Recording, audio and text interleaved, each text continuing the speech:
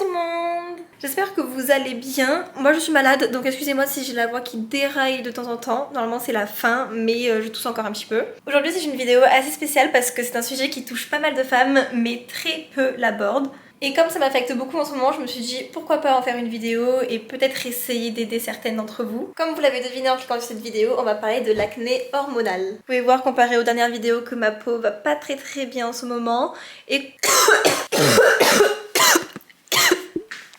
vous pouvez voir que ma peau va pas très bien comparée aux dernières vidéos et pourtant j'ai eu pas mal de chance parce que ce matin je me suis réveillée et les boutons rouges que vous voyez là étaient vachement moins inflammés que ces 2-3 derniers jours. Je voulais aborder ce sujet là avec vous aujourd'hui parce que ça va quasiment faire 1 an que je fais de l'acné hormonal. Bien évidemment il y a des périodes qui sont plus difficiles que d'autres. Par rapport aux saisons et notre humeur on a tendance à avoir plus de boutons, plus de taches, la peau plus grasse. En fonction de mon humeur pareil ça va m'attrister beaucoup plus, ça va m'affecter tandis que parfois je m'en fiche totalement. Et parfois, je peux limite me mettre à pleurer et me dire que je suis moche quand je me regarde dans le miroir par rapport à tous ces boutons et toutes ces taches. Là, on dirait que j'ai pas grand chose, mais si j'approche un peu plus, vous pouvez peut-être vous rendre compte de ce que vous ne voyez pas juste avant. D'autant plus qu'on peut facilement se sentir seul face à ça, on peut rapidement avoir l'impression d'être seul à avoir de l'acné lorsque je regarde autour de moi, que ce soit autant sur les réseaux sociaux, malgré que c'est pas vraiment l'image de la réalité, ou même mes copines, j'ai l'impression d'être la seule à avoir une peau comme ça, à avoir des taches, à avoir de l'acné. L'autre fois par exemple j'ai fait une soirée, j'ai regardé toutes les filles et j'étais vraiment la seule à avoir des boutons et à avoir des taches, elles avaient toutes une peau lisse, belle, parfaite, pourtant elles n'avaient pas l'air d'avoir beaucoup de maquillage. Sauf que j'ai maintenant 20 ans, je travaille, donc j'ai pas forcément envie d'avoir une peau acnéique. Alors que durant toute ma vie, j'ai eu 2-3 boutons par-ci, 2-3 boutons par-là, en fonction des hormones, de l'humeur, de ce que je mange, si je mange gras ou non. Évidemment, j'ai eu de l'acné durant mon adolescence, mais ça s'arrête là, c'était vraiment minime. Donc là, avoir 20 ans et me retrouver à faire de l'acné maintenant, alors que je vois tout le monde avec une peau parfaite, je vous jure, ça me démoralise parfois. Même si parfois ça me démoralise à un point où j'en viens à me trouver moche, il faut pas que ça m'affecte. Ça reste que des boutons, ça reste superficiel entre guillemets, donc il faut pas que ça nous affecte, ok? Pour vous expliquer un petit peu, comme je l'ai dit juste avant, j'ai fait très peu d'acné durant mon adolescence. Donc j'ai jamais dû prendre tout ce qui était pilule, traitement, extrait pour l'acné, j'ai jamais connu ça. J'ai connu une crème pour boutons, c'est tout. Tout est arrivé il y a un peu moins d'1 an, juste avant que je parte à Londres, lorsque j'ai changé ma pilule.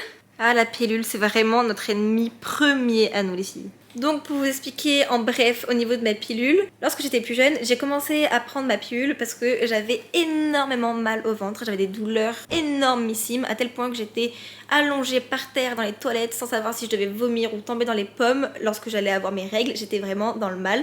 Donc ma mère un jour elle m'a dit il faudrait peut-être consulter un gynécologue même si t'as pas envie, t'as pas trop le choix. Donc je finis par aller voir ma première gynécologue qui me prescrit une pilule qui me convient au départ, puis ça me dérègle totalement, donc j'en prends une deuxième, puis une troisième, puis une quatrième, puis là avec ma mère on décide de changer de gynécologue parce que la nôtre nous convenait finalement pas, donc on tombe sur un monsieur qui au départ était très gentil, donc là c'est pareil, il me prescrit une pilule qui là il me semble me convient, elle s'appelle Seasonic d'ailleurs cette pilule. Ça veut dire en fait que j'enchaîne ma plaquette de comprimés durant 3 mois et toutes les saisons j'ai mes règles. Donc là pour une fois j'avais une pilule qui me convenait, mais qu'est-ce que j'ai fait? J'ai essayé de faire la bête et j'ai enchaîné 6 mois de comprimés alors que je devais m'arrêter à 3 mois, avoir mes règles, puis reprendre une nouvelle plaquette. Ce qui fait qu'au bout de 4 mois, 5 mois à peu près, je commençais vraiment à être déréglée, à avoir du sang marron, à avoir mal au ventre.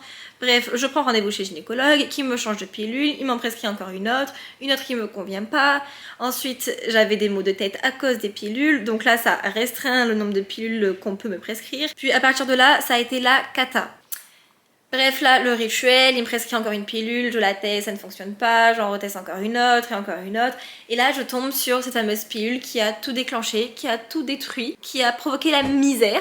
Il m'a prescrit tellement de pilules d'ailleurs que je ne sais même plus comment s'appelle cette pilule. Mais bref, il me dit en gros que cette pilule-là risque de me donner des boutons, mais que c'est pas bien grave, qu'au bout de 3 mois, la pilule est censée se mettre bien. On va dire ça comme ça. Et l'acné est censé se calmer, les maux de ventre sont censés se calmer aussi, je suis pas censée avoir des maux de tête. Bref, tout est censé être normal et couler comme il faut quoi. Bref, malheureusement l'acné ne se calme pas, moi je commence à en avoir marre, donc je retourne vers lui et je lui dis écoute-moi bien, là ça ne fonctionne toujours pas, moi je commence à en avoir marre. Et il me dit c'est soit stérilé, soit alors je te prescris en gros la même pilule mais qui elle garantit ne pas avoir d'acné, qui par contre est payante, elle est pas remboursée par la sécurité sociale, mais elle ne fait pas d'acné. Je lui dis bon bah ok je vais tenter parce que Je vois beaucoup de femmes qui tombent enceintes sous stérilet. Moi là-bas je suis contre le stérilet, ma mère aussi. Même lui il me disait je te le conseille pas trop, donc je me dis ok, je prends cette autre pilule qui s'appelle Slinda d'ailleurs, qui cette fois-ci est payante. Et je la teste et je me dis on verra bien. Là, toujours pareil, c'est la cata, elle me fait des boutons.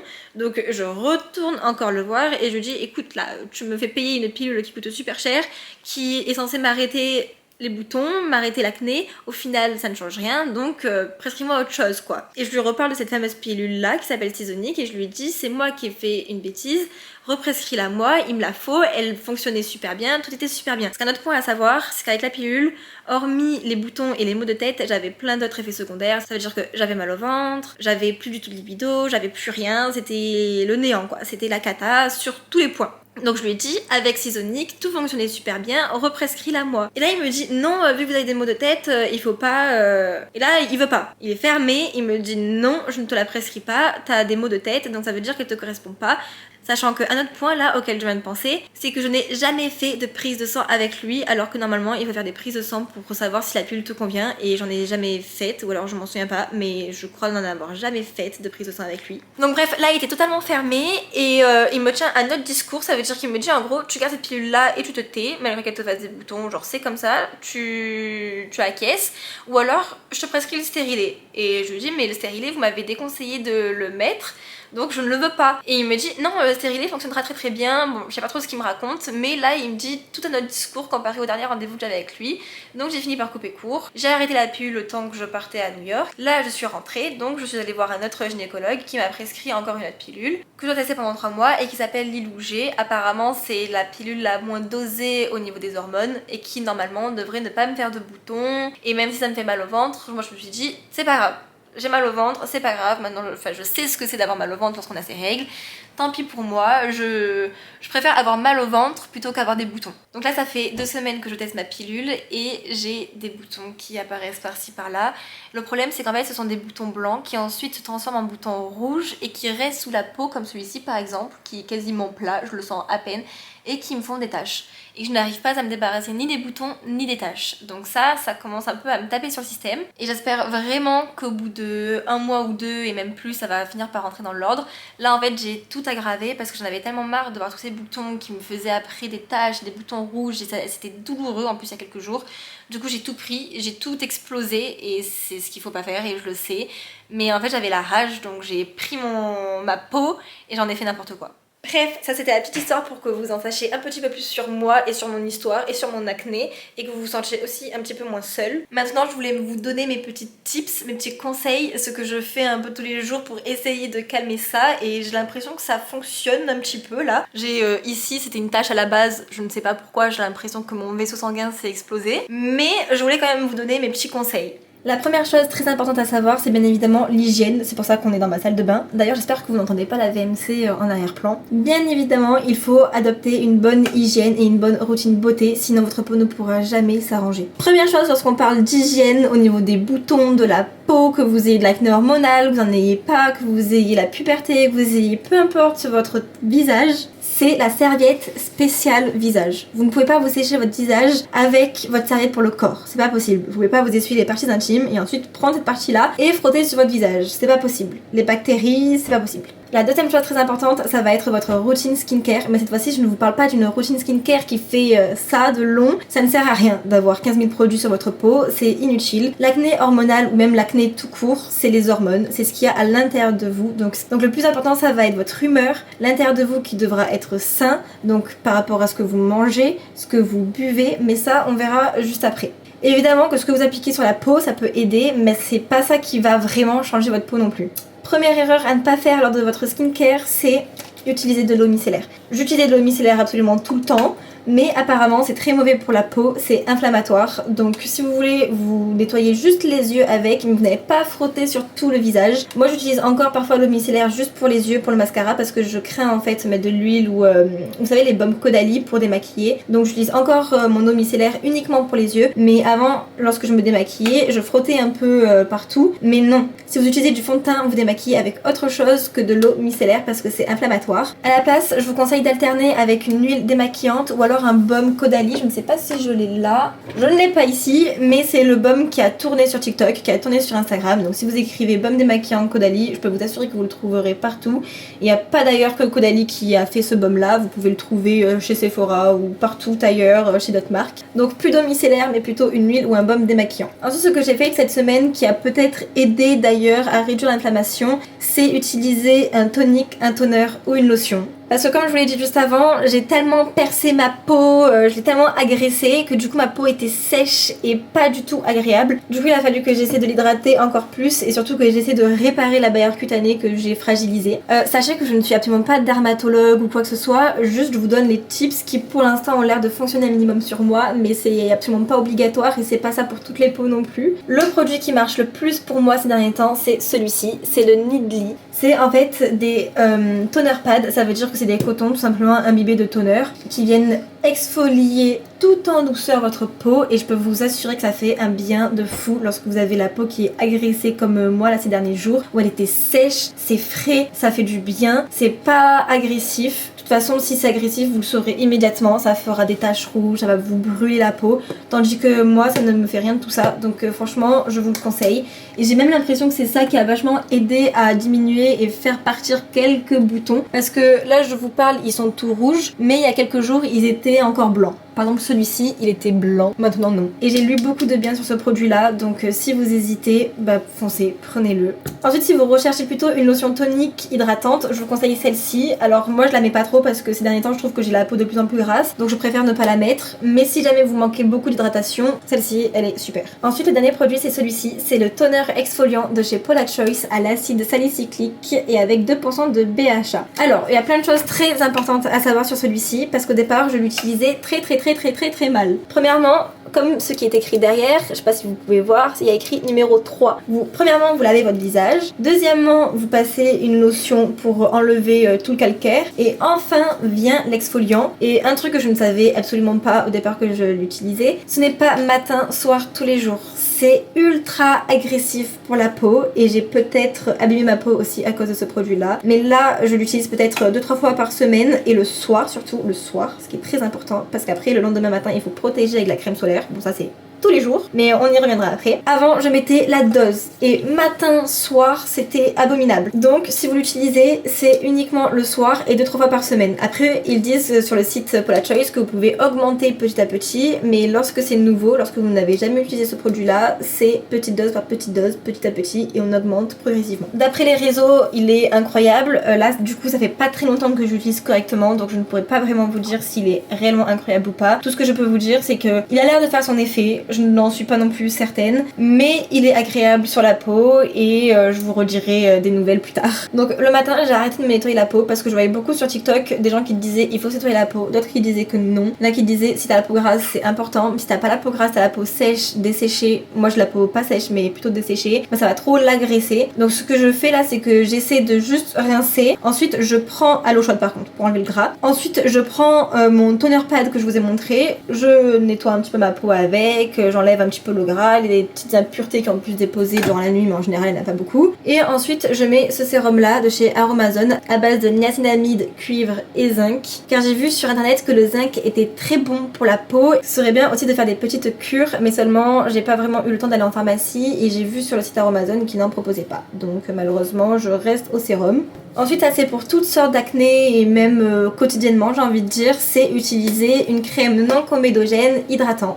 Ça fait un peu plus d'un mois que j'utilise celle-ci, c'est la Clarins Hydra Essentiel Gel Désaltérant Matifiant. J'avoue que je n'ai pas pris le temps de vérifier si elle était non comédogène mais sur mon visage je ne vois pas de choses négatives, elle est bien, elle fait du bien sur la peau donc je pense qu'elle est plutôt pas mal. Il faut juste que je vérifie si elle est comédogène ou non. Sinon il y a une autre crème que je peux vous conseiller, c'est la même marque que ma crème solaire, c'est Is Tree, vous l'écrirez, à base d'acide hyaluronique pour maintenir bien hydraté. Enfin, dernière étape plus qu'importante, que vous ayez de l'acné ou non, la crème solaire. Toujours.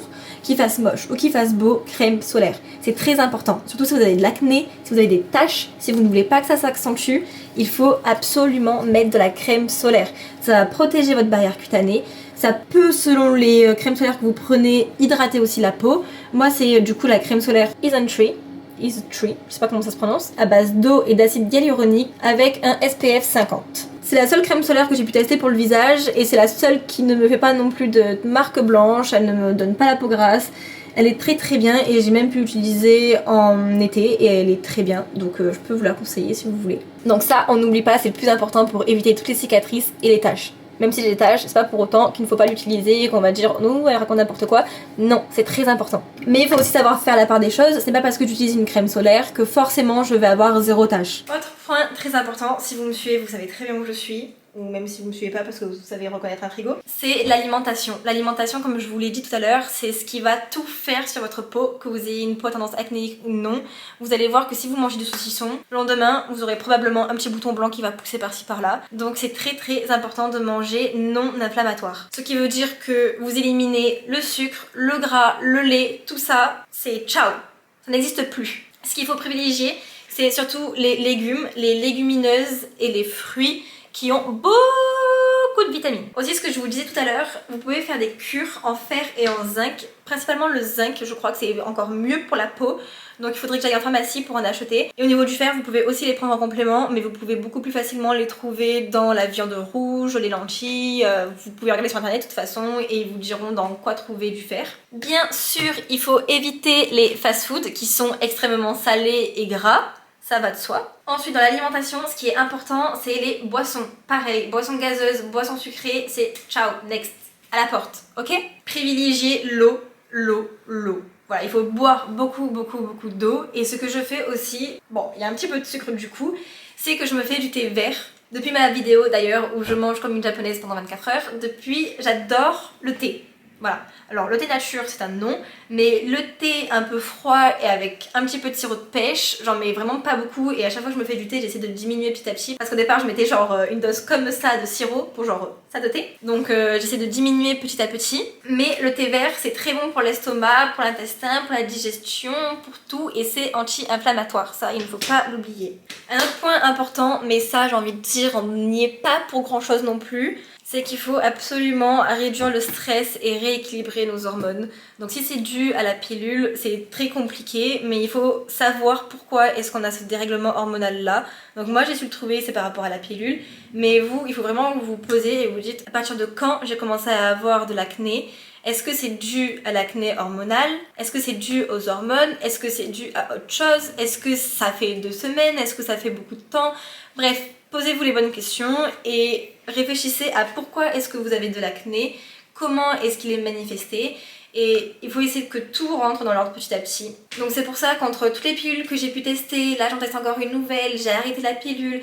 Là, j'essaie de plus trop m'en faire, juste voilà, boire beaucoup d'eau, manger beaucoup moins de sucre, beaucoup moins de sel, beaucoup moins gras, boire du thé, utiliser une bonne skincare mais pas trop non plus, ça sert à rien de mettre 15 000 produits et d'alourdir la peau. Pour réduire le stress, ce que vous pouvez faire et ce qui est très important, que vous soyez stressé ou non, c'est faire du sport. Le sport, il n'y a rien de plus important dans la vie, ça entretient votre cœur, ça entretient votre corps, ça entretient la forme, ça vous permet de vous libérer un petit peu de tout, du travail, du copain, de la copine, du stress, de ci, de ça. Vraiment, c'est un échappatoire incroyable le sport.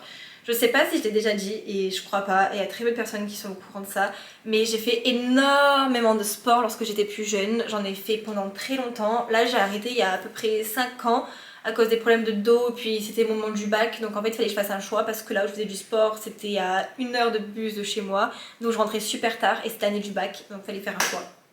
Je me répète, mais voilà. Et d'ailleurs la bonne nouvelle c'est que ce soir je reprends la danse, je suis trop contente, vraiment j'ai trop hâte. Je stresse un peu parce que j'ai perdu beaucoup de souplesse, beaucoup de cardio, beaucoup de tout, mais j'ai trop hâte, ça va me faire un bien fou, je suis trop contente.